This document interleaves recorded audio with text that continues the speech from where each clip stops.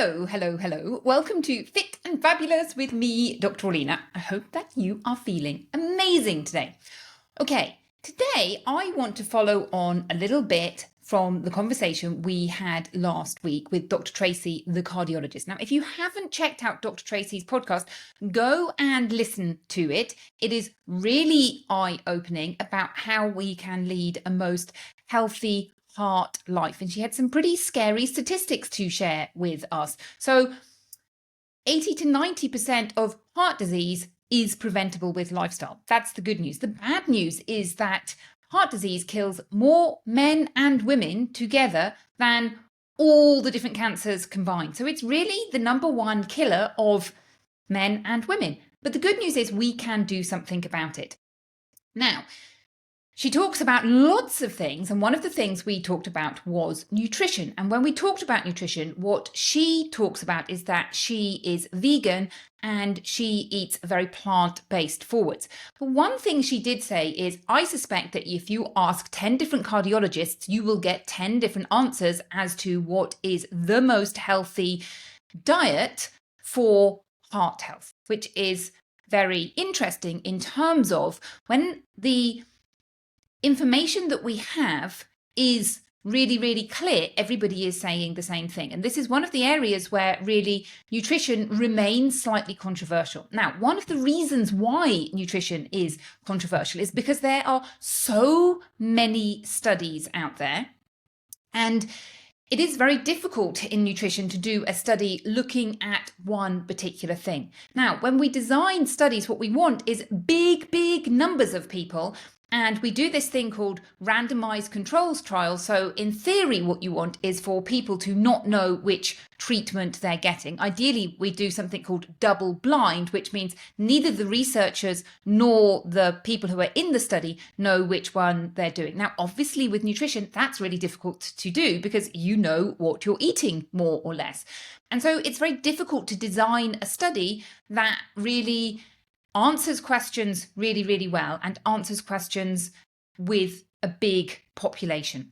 So what we see is lots of smaller studies with smaller people, and then they prove this small thing and they prove that small thing. Now, when I say prove, this is all to do with statistics. And one of the things that I think is really important to note with statistics is we have in our brain this idea that, well, if statistically it is unlikely, it's not going to happen. So for example, my children have a genetic eye condition of which in theory there is a 1 in 2 chance of them having it.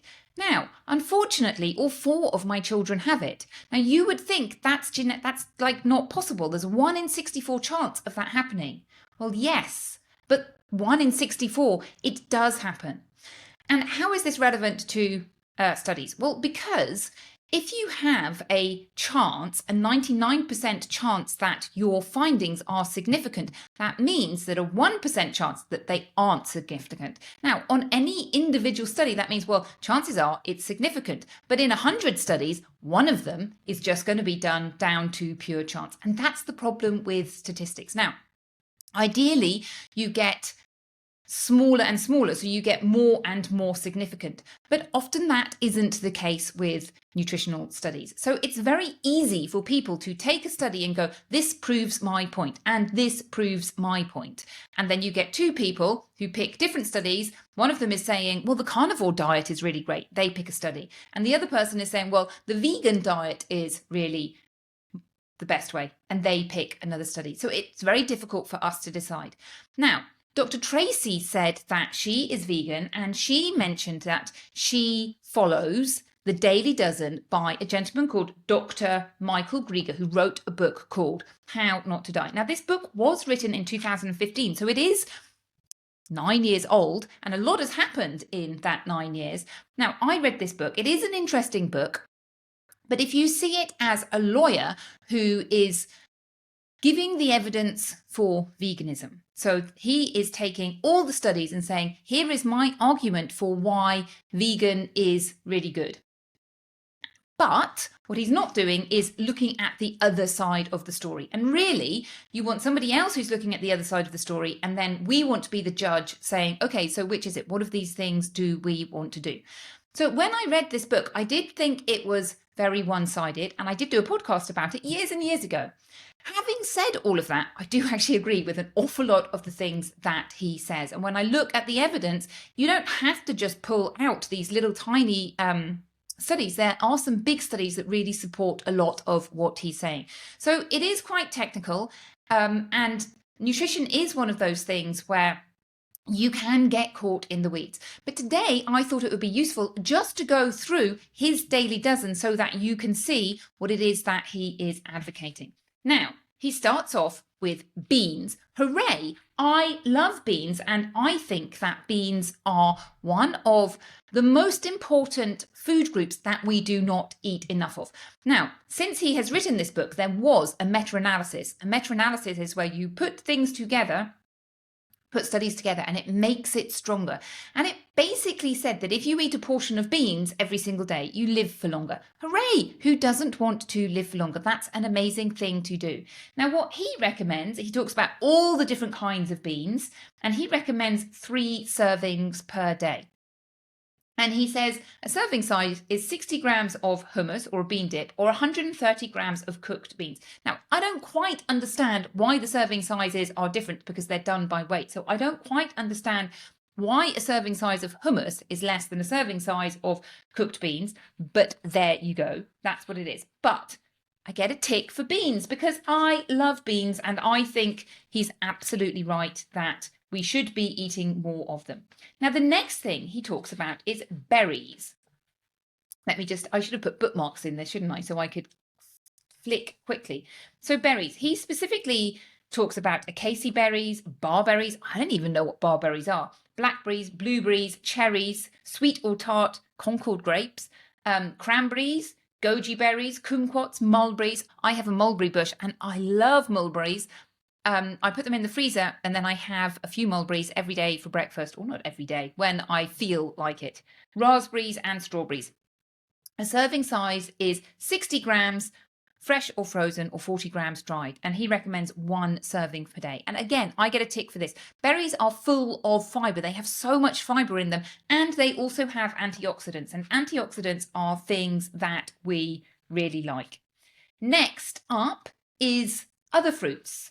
So, apples, he says dried apricots. I don't quite know why they can't be fresh apricots. Apples, apricots, avocados, bananas, a whole list of different fruits. And he recommends 120 grams, 1 medium-sized fruit, or 120 grams of cut-up fruit. Or he says 40 grams of dried fruit, 3 servings per day. Now, I definitely give a tick to fruit. I suspect that I eat much, much more fruit than he is recommending. Now, remember, the thing about nutrition is it depends what you're doing. I'm a very active person and I fill up on fruit. I hardly eat any white refined carbohydrates, aka flour or sugar. So fruit is where I am getting a lot of my energy from. And if you are active, you need energy to be driving your muscles and to be living. So it does depend what you're doing. So again, I give another tick to fruit, although I would say for me personally, I eat more than three bits of fruit a day. Next up is cruciferous vegetables. And those are things like broccoli and cauliflower. And again, I give them a tick and think, yes, these are things that we definitely want in our diet because they're full of fiber and they're full of other helpful things. Okay.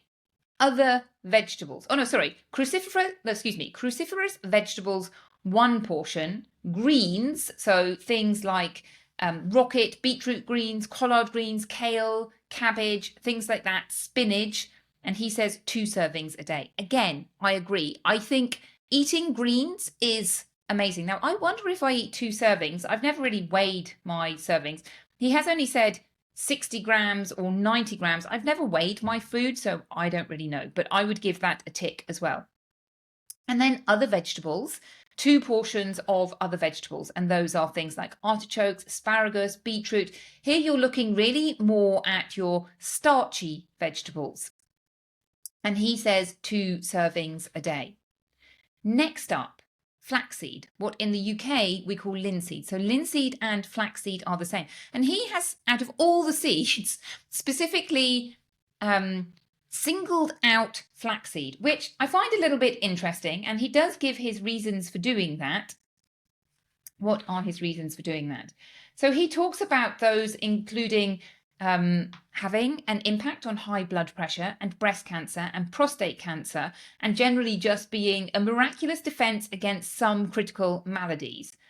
Okay, well, but I think other seeds often offer benefits as well. However, I'm not against flax seeds. So since rereading this book, I have decided to add flax seeds back into my breakfast. I put a teaspoon on my breakfast, super easy. I'm putting nuts and seeds in there anyhow. So why not flax seeds? If he thinks they're special, then I'm going to go with flax seeds. No big deal. Next up is nuts. And I go nuts for nuts. I totally love nuts. I eat a lot of nuts, and I suspect I eat far more than his one portion of nuts. But again, it's about making your nutrition work for you rather than doing an off the peg thing. So he talks about 30 grams of nuts, and those being great. Any kind of nuts, basically, he talks about. As I say, I suspect I have far, far, far more than one portion a day. Next up, he talks about herbs and spices, and he specifically singles out turmeric here. And I think I see a lot of people singling out turmeric because of its antioxidant properties. Now, all spices are good and most of them have antioxidant properties. I personally love spices as well because they're a really good way of adding flavour without adding sugar and salt. And this really helps you to make your food enjoyable because you don't want bland, unexciting food. But if you add herbs and spices, you can add variety, you can just give it a little bit more of a punch. So again, I have started adding turmeric to my breakfast, which I wasn't doing. I was adding ginger. For me, I love ginger, I love turmeric.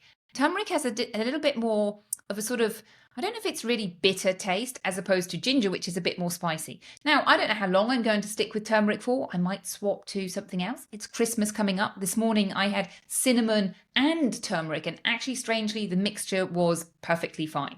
So we'll give a tick for spices. Now, whole grains. He gives 3 portions of whole grains. Now, this is where I don't have as many whole grains as he recommends. So he talks about barley, brown rice, buckwheat, millet, oats, popcorn, quinoa, rye, whole wheat pasta, and wild rice. And a serving size being either 100 grams of hot cereal or 50 grams of cold cereal. Again, I don't quite understand why there are differences in those. And he recommends 30 servings a day. Now, there is research to show that there are benefits of whole grains. But in my mind, it's not something that I think I need to increase because I'm not naturally eating so many. I eat oats for breakfast. I might eat some other whole grains, some popcorn, for example, during the week, but it's not something that I really think about. I'm getting my fiber from other places, and I'm also getting carbohydrates. That you're getting carbohydrates from your grains. I'm getting those from my vegetables. So a slight difference there.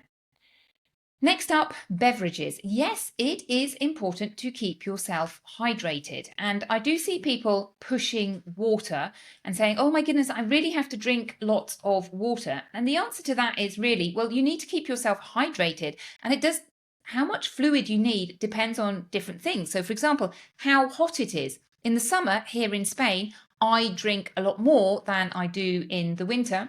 How much exercise you're doing, because you may be sweating it out. So it does depend.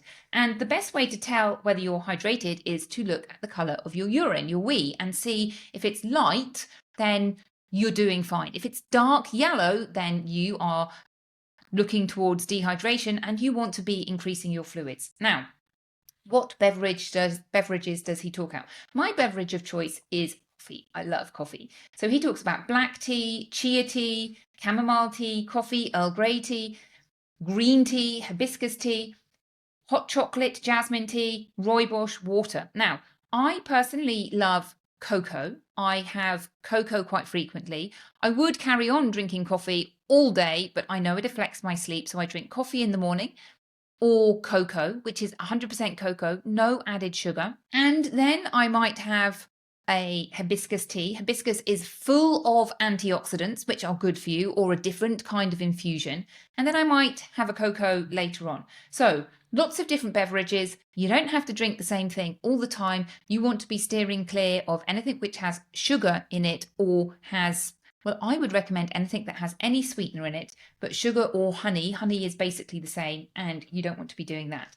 And then his last daily dozen is exercise. And obviously that gets a tick, tick, tick from me. And what he recommends is either 90 minutes of moderate intensity activity or 40 minutes of vigorous activity, and at least one serving a day. And I think, yep, I agree with that. Now, another thing that I really like about his focus is he really focuses on antioxidants. What are antioxidants and why are they good for us?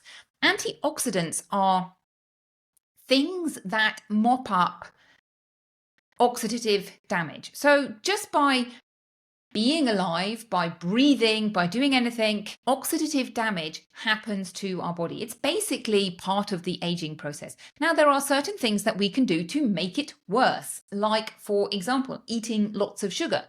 And there are certain things that we can do that make it better. So eating antioxidants is one of those things, because the antioxidants basically go round mopping up all the particles that are potentially damaging our body. So the more antioxidants we eat, the better. Where do you find those antioxidants? You find them in fruits and vegetables, particularly in coloured fruits and vegetables. And one thing that he really points out is, a green apple has less antioxidants in it than a red apple. It's the colourful things that we want to be looking at.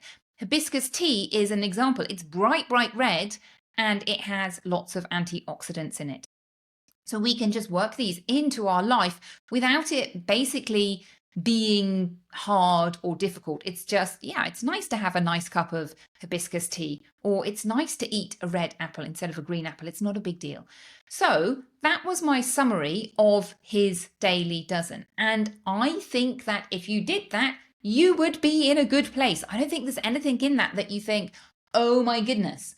Now, one thing that I think he doesn't address so much, that people now are talking about protein and having to eat protein. And my take on protein is, yes, of course, we need enough protein in our diet every single day. But what I see is people really focusing on protein, particularly in the media. And this really means that people are less focusing on fiber and antioxidants and eating fruits and vegetables and the other part of getting a balanced diet. Now, obviously not everybody. There are still some people who are managing to balance both. But if all you're thinking about is protein, then you're often not balancing your diet.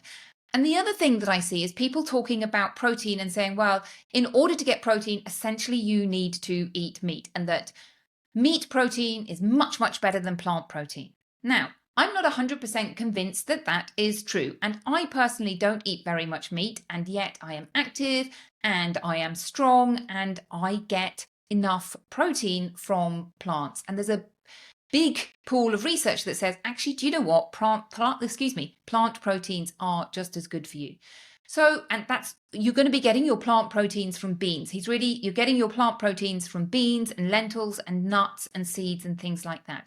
Now, you don't have to be totally vegan. If you want to be totally vegan, then there are certain things that you do need to make sure that you're doing, like getting enough vitamin B12 and things like that. Or another way is to not eat meat all the time. So personally, I eat meat once or twice a week. And in meat, I include fish. So for me, I tend to eat more fish than meat. And really just having a balance, thinking, okay, it's plant forward as opposed to totally vegan. It's what people now call flexitarian. So I hope that was helpful for you. If you have any questions, come and join the Facebook group. That is where you can ask questions and really connect a little bit more and get to chat. Have a fabulous week. I look forward to chatting to you again next week. Goodbye.